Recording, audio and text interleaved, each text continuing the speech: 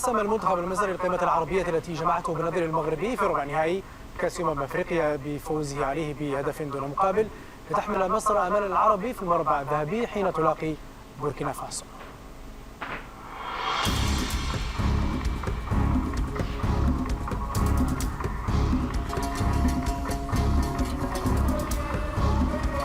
بين المغرب ومصر آمال بأن تكون الكأس الإفريقية عربية.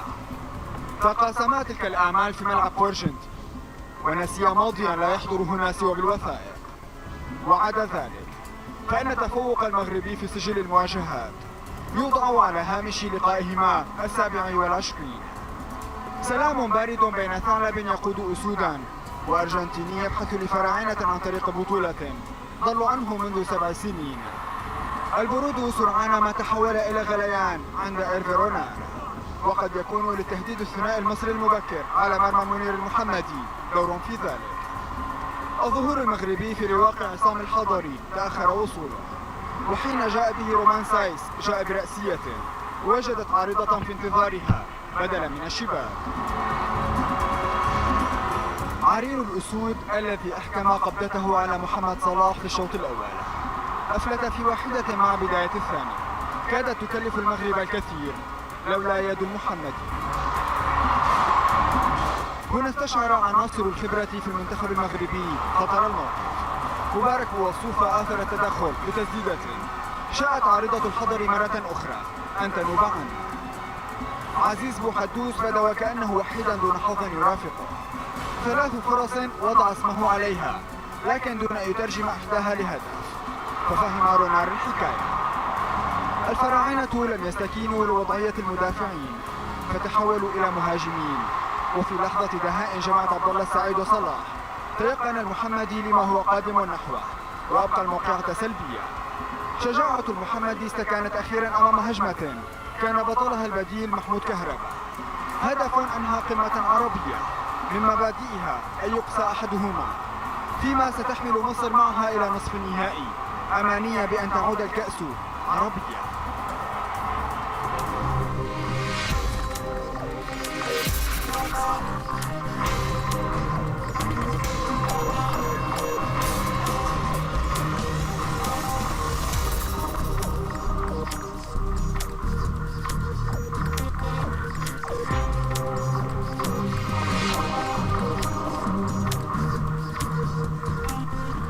وعقب المباراة اعترف الأرجنتيني هيكتور كوبر المدير الفني للفراعنة بأنه أخطأ كمدرب في رهانه على إشراك الشاب كريم حافظ منذ البداية، مشيدا به رغم ذلك ومؤكدا أنه يجب على لاعبيه التعافي سريعا استعدادا لنصف النهائي. رهنا على كريم في بداية المباراة. ربما يمكن أن نقول أنه خطأي كمدرب، ولكن بالتأكيد أنا أعرفه وهو لعب أيضا بصورة جيدة من قبل، وكان هناك بعض الصعوبات طوال المباراة في الكرات العالية، ولذلك قررت القيام بالتغيير. ربما لعبنا بعد 48 ساعة، يجب علينا أن نلعب. إذا كان هذا هو القرار يجب أن نلعب بعد 48 ساعة، ويجب أن نتعافى في أسرع وقت ممكن بالتأكيد. وإذا لم يكن هناك وإذا كان هناك بعض اللاعبين المصابين سنقوم بالتغييرات. وعقب المباراة أعرب هيرفي رينار مدرب منتخب المغرب عن فخره باللاعبين والأداء الذي قدمه أمام منتخب مصر الذي تلقى ثناء رونار، محذرا كل المنتخبات من مصر التي عادت من جديد على حد قوله. سيخيب أملي في الأيام القادمة، لكن الآن أنا فخور، بالعكس فخور جدا بما قدمته هذه المجموعة. أنا سعيد بالتقدير وبكل من ساعدني وكل الطاقم الذي كان استثنائيا.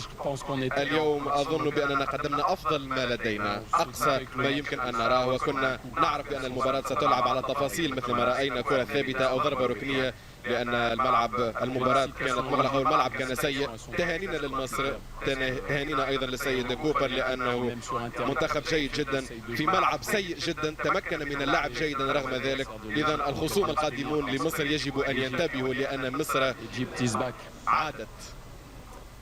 الحديث مشاهدينا عن إقصاء المنتخب المغربي، انضم إلينا من أمام ملعب بورجنتي مفد بيان سبورتس وسام الذهبية من بك وسام معنا. إذا أكيد ستكون حسرة كبيرة عند المنتخب الأولى. كان الجميع لربما يقول المنتخب المغربي غير قادر على تجاوز حتى دور المجموعات، وفي هذا الأمر تجاوزه إلى الدور الربع النهائي. بالفعل زميلي يوسف، هناك خيبة أمل لكن فخر بأداء اللاعبين، بقتالية اللاعبين، بالمسار الذي حققه اللاعبون في هذه البطولة في كأس أفريقيا رغم الهزيمة الأولى. انتصاران متتاليان أمام توغو وكوت ديفوار. نأخذ سريعا آراء الجماهير المغربية بعد هذه الهزيمة.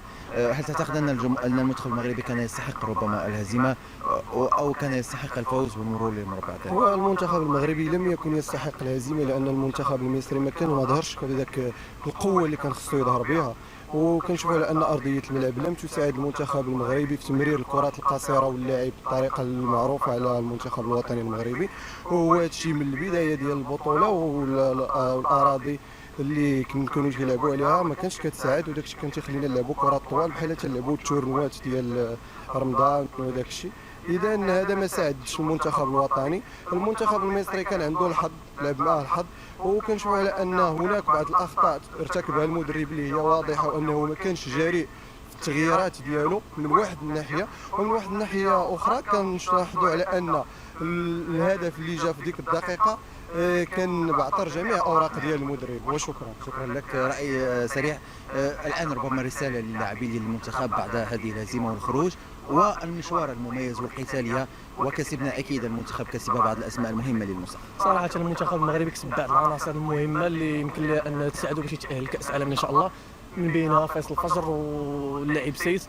للاسف الشديد ان المنتخب المغربي ما استغلش الفرص اللي جاتو من خلال مجموعه ديال الفرص اللي ما قدرش انه يحولها لاهداف، بخلاف ان المنتخب المصري عنده لاعبين متمرسين في مثل هذه البطولات اللي استغلوا فرصه واحده في الدقيقه 88 اللي سجلوا من خلال الهدف وبعثروا الاوراق للمنتخب الوطني. وكذلك ان رونالدو ما قامش بتغييرات جيده، حيث انه خلى اللاعب الناصري اللي دار واحد الاداء دون المستوى صراحه، حتى كونترول لابال تيغيب عليه كلاعب. نتمنى الخير للمنتخب ان شاء الله. نتمنى الخير جميعا للمنتخب الوطني. بعد الاسماء التي كسبها المنتخب الوطني، منير محمدي، كذلك عدد من الاسماء في تشكيله المنتخب المغربي بشكل عام، قتاليه كبيره، ونتمنى ان يكون المستقبل مزدهرا والفخر فخر الشعب المغربي والمغاربه بهذا المنتخب وبلاعبين، كما قال المدرب إيرفي رونار الذي يفتخر كذلك بالاسماء وباللاعبين والاداء الكبير الذي قدموه في مشوار كاس افريقيا في الكاب. ياسين معراش من الرباط، شكرا جزيلا لك. بدوره بلغ منتخب غانا نصف النهائي بفوزه على جمهوريه الكونغو الديمقراطيه بهدفين لهدف واحد، ليضرب منتخب النجوم السوداء موعدا مع الكاميرون في المربع الاخير. لطالما كان المنتخب الغاني المعادلة الأصعب في نهائيات كأس أفريقيا، فمنتخب النجوم السوداء وصيف بطل النسخة الماضية وصاحب الألقاب الأربعة واجه تحديا صعبا لتأكيد مكانته وجدارته بمكان ضمن الثمانية الكبار، حين واجه نظيره منتخب جمهورية الكونغو الديمقراطية في أويم بقيادة الشقيقين جوردان وأندري أيوب. ورغم انتهاء الشوط الأول بلا أهداف، لأن الكونغو كانت الأخطر بعد أن فشل لاعبوها في ترجمة التفوق طيلة الدقائق 45. بعد الاستراحة تحسن أداء المنتخب الغاني، وترجم ذلك إلى هدف التقدم عبر جوردان آيو عند الدقيقة 63، قبل أن يتمكن منتخب الكونغو من معادلة النتيجة عبر خوسين بوكو بعد ذلك ب5 دقائق فقط. ولأن غانا منتخب للمواهب السوداء، جاء الدور على الشقيق أندري القائد الذي تمكن من ترجمة ركلة جزاء حصل عليها في الدقيقة 78 إلى هدف الفوز والتأهل، هدف ظل صامدا حتى صافرة النهاية. نعم، أظن بأنها كانت مباراة صعبة، لكننا بقينا هادئين مركزين، استغلينا اللحظات المطلوبة. نحن نعرف بأنه بالتأكيد كنا جاهزين جسديا، نحن سعداء ولكن يجب أن نبقى مركزين. لم نرغب في المغادرة بالمرة، أردنا أن نواصل هذه المغامرة حتى شهر فبراير، خاب أملنا إذا، ولكن يجب أن نعرف كيف نعود. رغم ذلك لا يزال هناك مشروع كبير في هذا المنتخب ويجب أن ننسى ذلك مباشرة ونعود إلى العمل. انتصار منتخب النجوم السوداء وضع أبناء أبي دي بيليه ضلعا في المربع الذهبي لمواجهة الكاميرون الخميس المقبل.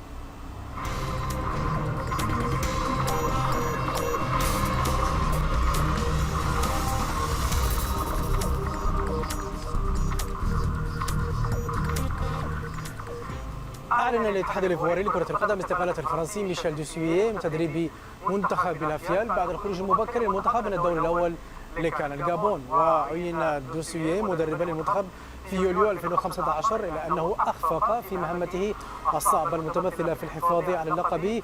وودعت كوت ديفوار البطولة القارية بعد تعادلين مع توغو والكونغو الديمقراطية وخسارة أمام المغرب ضمن المجموعة الثالثة.